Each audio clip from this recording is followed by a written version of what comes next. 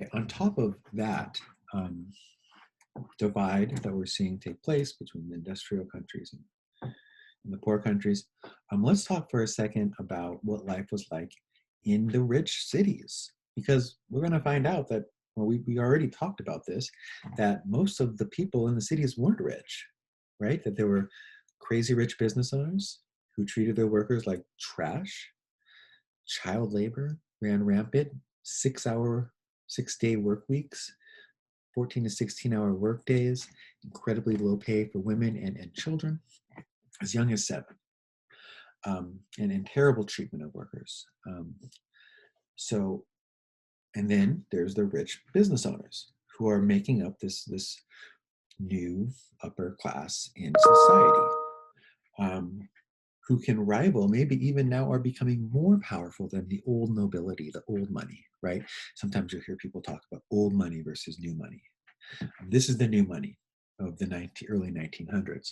And because of all this, and because it had been going on for 50 to 100 years, we talked about utopian socialism. We say there are people out there, and France tried it with their government workshops, that think that the government should provide jobs for people. But not this guy. This guy, Karl Marx, says the people should just take over the businesses from the rich.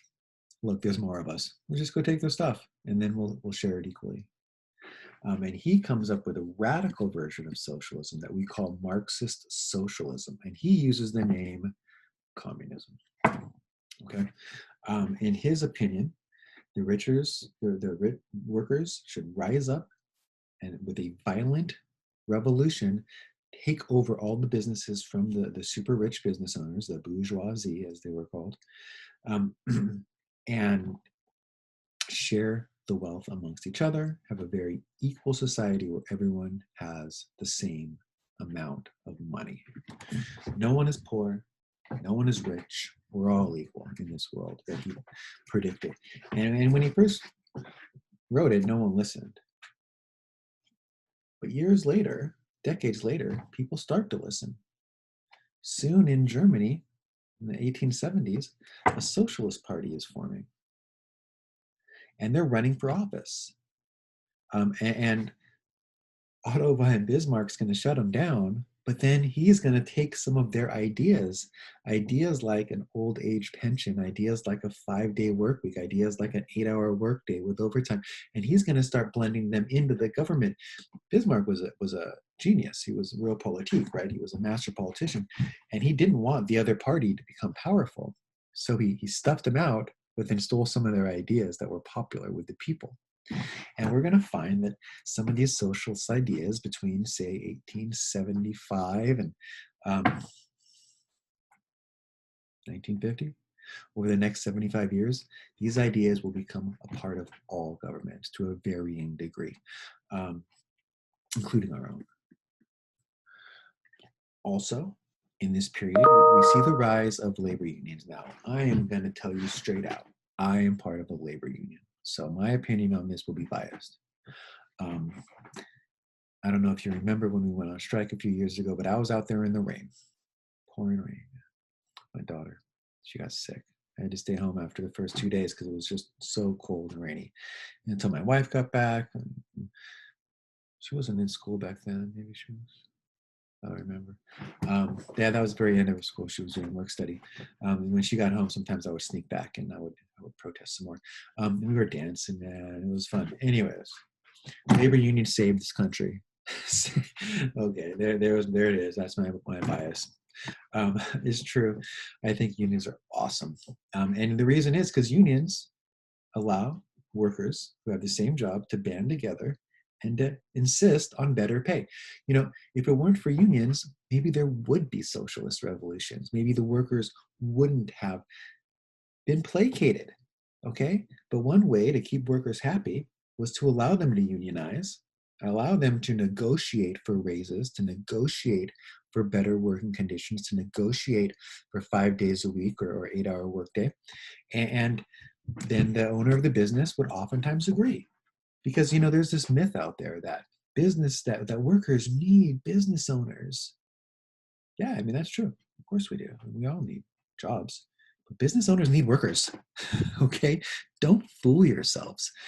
If there was no one working at Amazon, right, Bezos would be poor. He would not be the rich guy he is. He needs the workers who work every day for him. It is a symbiotic relationship. They need each other. So the creation of labor unions allowed for the placation, allowed for people to be to stop complaining so much and sometimes potentially having violent revolutions against the business owners. Um, and it allowed the people to get enough money to survive, have a comfortable life, 5-day work week, 2-hour weekends. That's unions. Okay, you'll find out that as you get older, union jobs are better paying. Okay, if you're a non-union worker, you're not going to get paid as well, usually. Um, and not only that, but you have protections. If something happens, your union has your back. Unions, so important in allowing capitalism, which is our economic system and why we're so rich today as a country, to work. Because it would not have worked if business owners were continued to allow to treat workers the way that they were treating them during this period.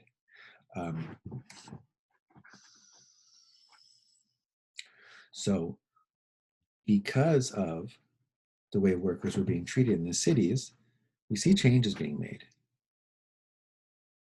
Ideas of Marxist communism, evolutionary socialism, where some of these socialist ideas start working their way into governments through elections and voting for the guy or girl who supports your ideas. Labor unions. By 1914, there were 4 million people in Britain who were part of a union. And these people were living middle-class lives. They were getting their weekends off. They got home in time to spend with their family. They always had food. They might have been able to afford a car because cars were made really cheaply because of the assembly line. A little extra money to maybe go to the theater, maybe catch a ball game. Baseball was out back then. And again, I keep saying this is the beginning of our modern world.